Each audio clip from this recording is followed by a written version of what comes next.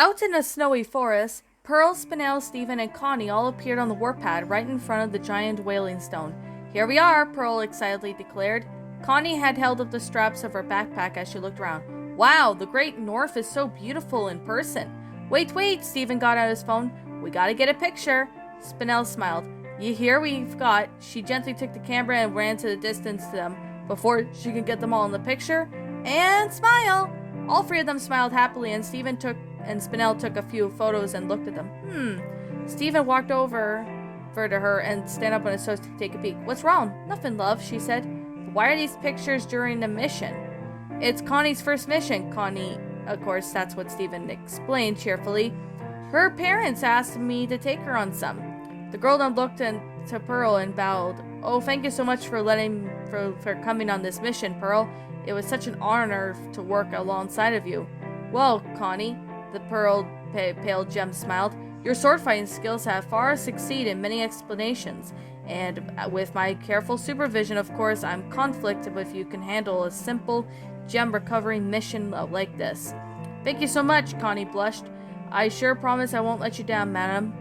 Spinel then snapped another picture on the moment as Stephen squealed, Connie's first mission! The quartet of Pearl, Connie and Stephen and Spinel from behind them traversed into the snowy forest. Recap on the mission for us, Connie, said Pearl. Garnet sensed that there's some corrupted gem activity in these woods, and it's our job to destabilize its form and bubble it, replied Connie. Pearl nodded. Very good. Now your human bodies aren't decided to last in this cold, so we'll have to be extra careful.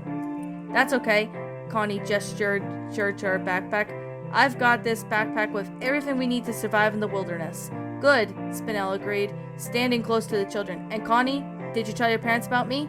I haven't, Miss Spinel, the girl replied, but I promise I'll tell them soon. Stephen bit his lips nervously, knowing what they were talking about. So, Connie began, how will we know if this corrupted gem is nearby? Suddenly, they heard a loud roar and stopped. That's how. Here it comes, yelled Pearl, preparing herself while Spinel stood close to the children. From the trees in the giant wolf-like form gem, covered in teal and pink spots, its jaws opened up and let out another fierce roar at them. Spinel gasped quietly, It can't be. Of course, Stephen then snapped a picture at the beast, summoning its huge shield as Connie began to unstealth with her sword. Remember, you work together, Pearl yelled again. Wait! Spinel ran in front of them, outstretched her arms to block them. She turned to the monster who snarled at her. Is that you, Ocean? She muttered, reaching her hand out. However, it was the beast that roared again and appeared out of nowhere. This time it was a much different form, and from the other covered its brown stripes. And Biggs, too? Spinel exclaimed in shock. Of course, Pearl summoned it with her spear. Here, Pearl! Spinel, get back here now! To their confusion, the two beasts growled at each other. One down to the ocean looked like its head. Bubble power, Stephen said as he summoned a bubble to protect himself and Connie. No, wait! Stop! The pink gem tried to get their attention, but failed as they ran past her, hopped over the gems and running towards the different directions. Stephen tilted his head. They ran away? There wasn't supposed to be two, Pearl then started after them. You scared them away, Spinel shouted towards her. I could have just talked to them about and poofed them peacefully. Pearl then gave a shocked glare at her. They're corrupted. They won't be able to listen to anything you say.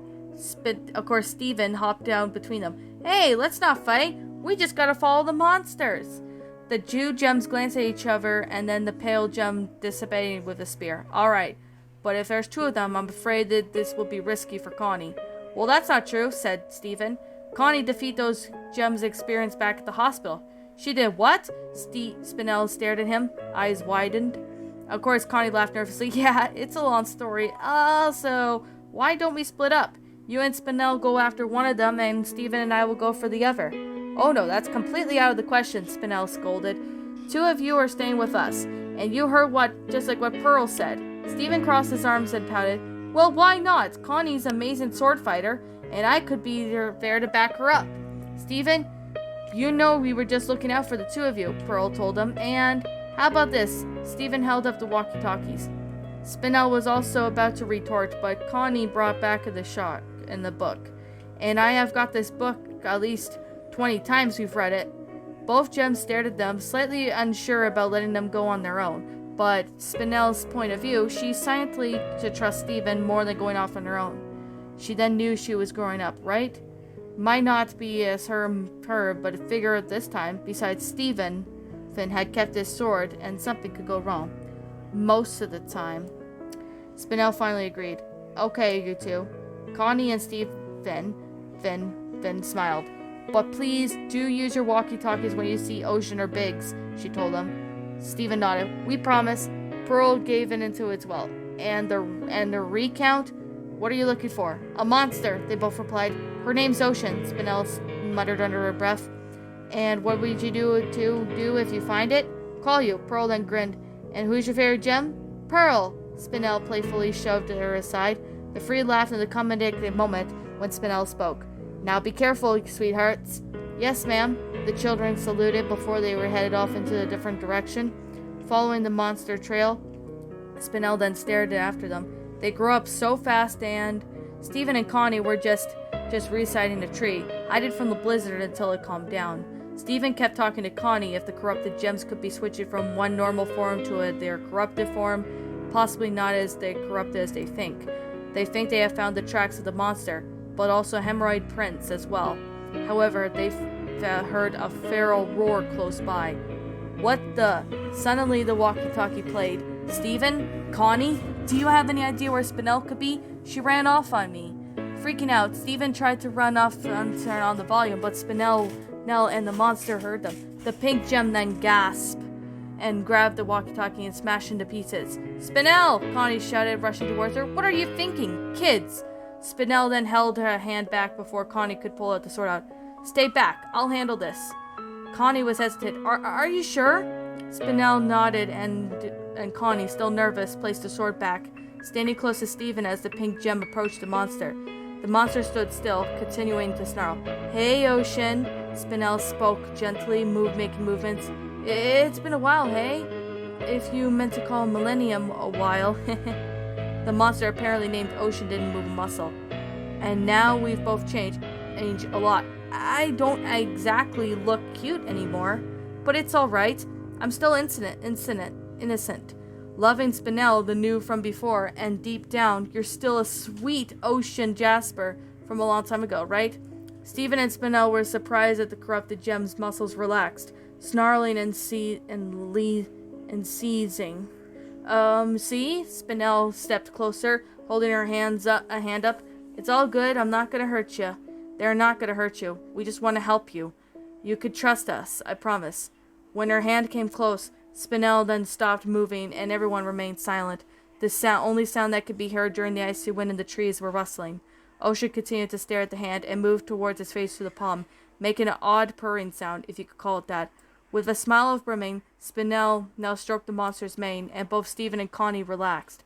I knew you're still there, Spinel whispered. So let me just... She scratched the mane, abductedly moving her hand slowly to the gemstone and settled in its chest. Suddenly, a giant orange shape slammed into the monster, knocking it back. Spinel, Stephen, and Connie all gasped in horror as a familiar court soldier stood over the corrupted gem, grinning wide. Jasper! Burst Spinel's fear switched to fury. No! Let go of her! Spinel! Stephen shouted, but Spinel expanded her first fist and punched Jasper aside. The large gem smashed into the pine, oblongly winded. Ocean, run now! Spinel screamed. However, Ocean just whimpered and nuzzled into the pink gem, not wanting to leave her. No! Go! Run now! She then tried to push the monster away, but to no avail. Trying to plead to tame the monster, Spinel was knocked away with Jasper hollowing, These monsters are mine! Spinel then got up and looked. No, leave her alone, she stumbled, falling to the snowy ground. With a fiercest roar, Ocean brought her claws down on Jasper, and she caught it by its paws and somehow lifting it over her head and smashing it down into the snow. The monster panted away weakly. Jasper then climbing onto the chest and pulled out the gemstone, causing it to poof and retreat in its gem. No! Spinel screeched a fury while giving her the strength to stand up and leapt towards the orange gem. The gems began to fight. Stephen and Connie, however, took a refuge in a bubble and watched in horror. Pearl then jumped down from the cliffside, arriving too late. Stephen! Connie, what's going? She gasped. Jasper! Both Jasper and Spinel kept fighting, the pink gems struggling to keep her ground, holding each other back. Give her back! Jasper laughed, as if she summoned her helmet, but before Spinel knew it, she slammed her head against and poofed her again, her gem falling to the ground. Pearl and immediately summoned her spear, and Connie and Stephen embraced in fear. Heavying for breath, Jasper chuckled. Hey, Rose, look what I got. She held up 2 gemstones of the corrupted gems. Stephen was too afraid to take his phone out to take a picture. Chuckling to herself, she then turned and walked away, disappearing into the snowy wind. As she had left, Pearl then began and smirked and picked up Spinel's gem and quietly whispered, Oh, Spinel, you need to stop risking yourself. But then she turned her attention back to the children. Are you two all right? Yeah, Connie nodded shakily. Pearl then sighed to them, holding the heart-shaped gem to her chest.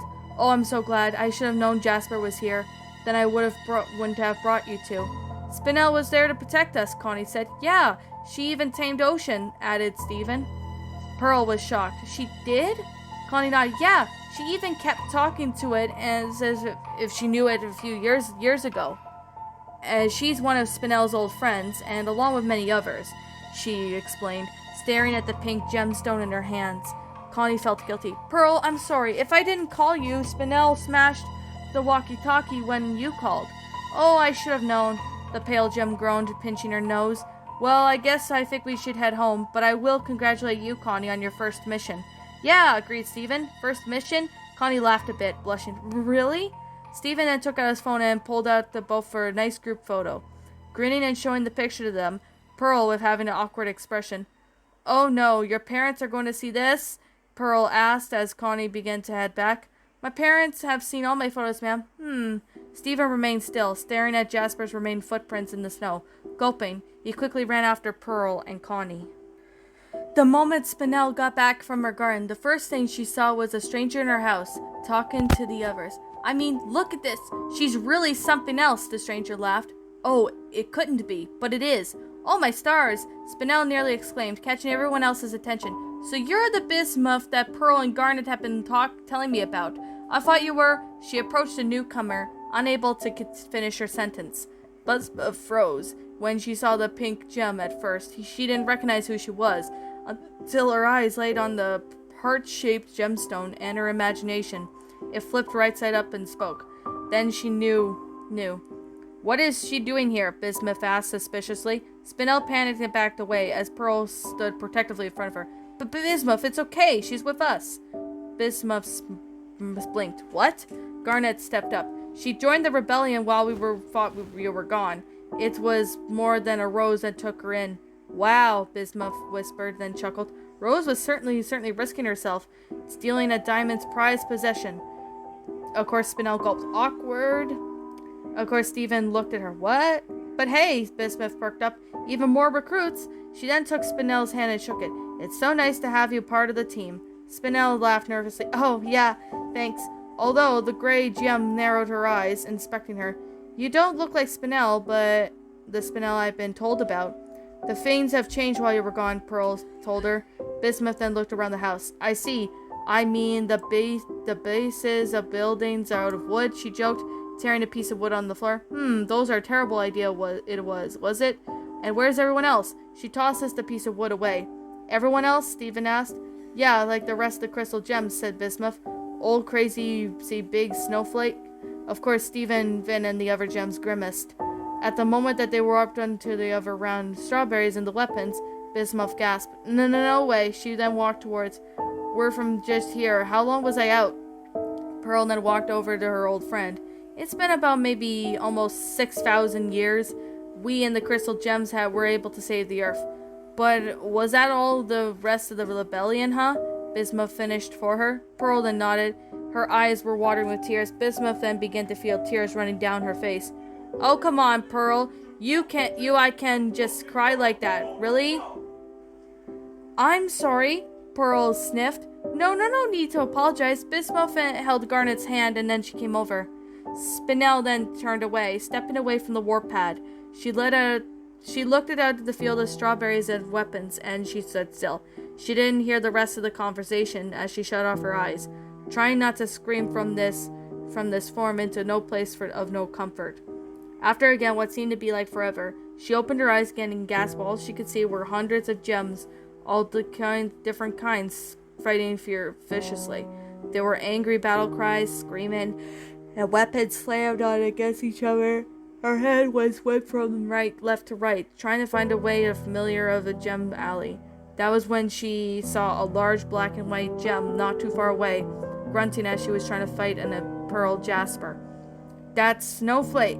That's just when she realized her best friend slipped and Jasper was ready to strike. Snowflake, she screeched, reaching out for her hand before the memory fainted, leaving her in the field again. Spinel? She spun around to see Stephen standing there, his eyes wide with concern and confusion and shock. Lifting his head, all she could see was emotions, Pearl, bismuth, garnet, and amethyst's eyes. Oh my stars, were they just watching me doing that? I'm sorry. Of course, Spinel clasped in her head. I just had a moment. I don't like this place. It brings me back too many memories back. Of course, they were bad ones. Pearl then walked over to her, wrapping her arm around her shoulder. I'm sorry, Spinel, for making you come here. Spinel sniffled as she wiping the tears from her eyes. It's okay. Hey, let's go back to Forge Island instead, Bismuth offered softly. Huh? Spinel lifted her head up. Of course, Bismuth took the group to an active volcano, which made Spinel cling to Stephen tightly and give him a piggyback ride. They traveled down the volcano until they reached a stone slab. What is this forge? Stephen held his head in between Spinel's pigtails. Not quite sure, Bismuth answered. Standing in front of the slab of the river gemstone glowing, the ground began to shake several doors as the slab opened, creating a tunnel within the volcano. Ta-da! The great gem dramatically announced. Spinel clapped as the others gasped in their amazement. They walked up to the tunnel to find themselves in a dark room. Pearl screamed and squealed with excitement. Bismuth! Of course, Stephen Finn stared at the giant sword hanging above. Whoa! Just like how I remembered it, Pearl spoke, revealing the memories. Spinel then looked around as Stephen began to sweat. It's all like an oven in here.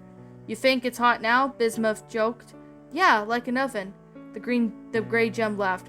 Well, it's about to get way hotter. Shifting her hand into a hammer, Bismuth slammed it on against the pedestal. The pedestal sunk into the ground, lava forming like an opening of a waterfall, dusting Bismuth in it.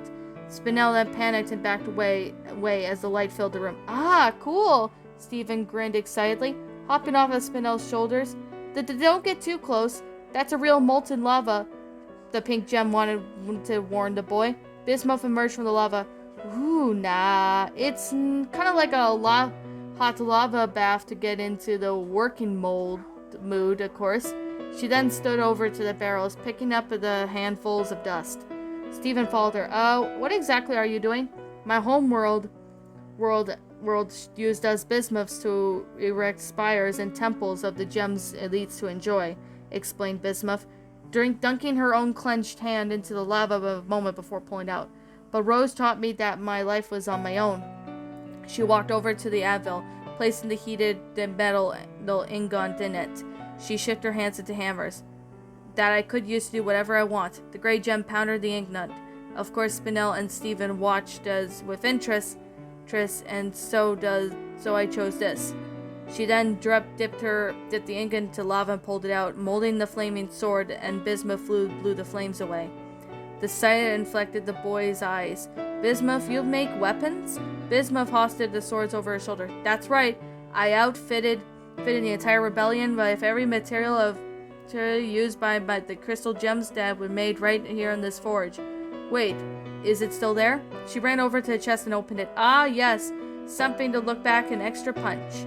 Of course, she tossed over the black pair of brass knuckles to Garnet, who quickly summoned the gunlets, and of course the knuckles latched onto them. Garnet grinned as the gunlets were now improvised. And why you don't try a trident? Bismuth added, tossing a forked attachment to Pearl, who summoned like a spear. Attaching her to the spear, her eyes gleamed. Oh, Bismuth! Pearl gaped with her pink companion staring at her in amazement. You shouldn't have. Hey, it's no big deal, said Bismuth. I was working on them since before. She glanced down for a second. Well, may as well just give them to you now. Garnet then nodded. It was worth the wait. Oh my stars. Spinel then spoke quietly. Imagine what the spear is going to look like when we're in the Peach Moonstone. Pearl let out a squeal. I know! It's a pleasure doing bismuth with you, the gray gem then winked a pun at her. Stephen laughed. Bismuth is so funny. I don't know, MFS finally spoke. Same joke twice? Well, it's really funny if she does it for the third time, Stephen said. MFS crossed arms. Alright, sorry, I didn't know. Don't know. I mean, she's one of the original crystal gems, and no one has ever mentioned her to me. Not even Rose. Don't you think it's a little bit, suspicious? Spinel angrily hushed her. Don't be rude. Hey, deep out. Bismuth glanced over at MFS. Don't think I forgot about you. What you packing? Of course, the purple gem brought out her lip. Oh, this whole thing? Bismuth then walked over towards her. Wow. What is this? Well, it's not very quartz, but it can make you a whip like this. You mind if I have a look? Knock yourself out, MFS said, giving her a whip.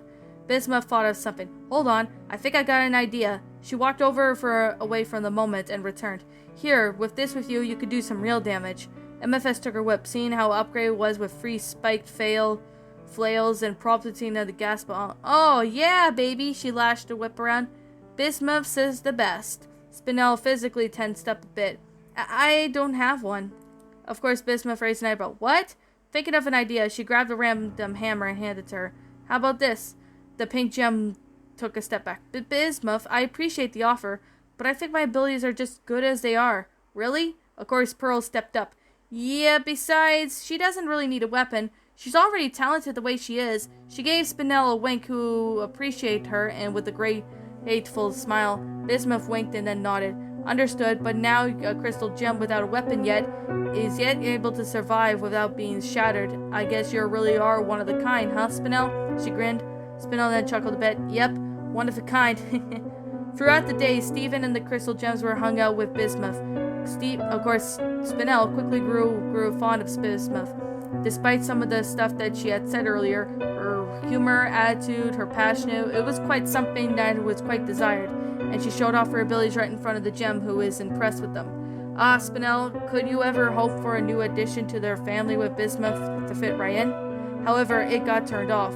Of course, that night, Spinel then found Stephen and Bismuth missing. It was past Stephen's bedtime and she became worried. She looked around the house, outside, and even the burning room, but there was no sign of them. Becoming increasingly scared for the boy, her mind went back to the forge when she went earlier. Did Bismuth take him there? Why was she making a weapon for him? Or improving his shield in some way? She asked herself those questions as she warped into the volcano, running where the forge was located. She found it rather quickly, and it was left open. Ignoring that, Spinel then ran down the hall, and fear and then horror pounded on the head of the door when she heard screaming.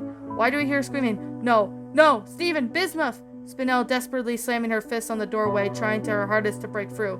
But after a moment, everything turned quiet. Spinel acted upon impulse, expanded her fist to break down the door, smashing it to pieces. Stephen, She then prepared to fight to attack anyone who would hurt her boy, but froze.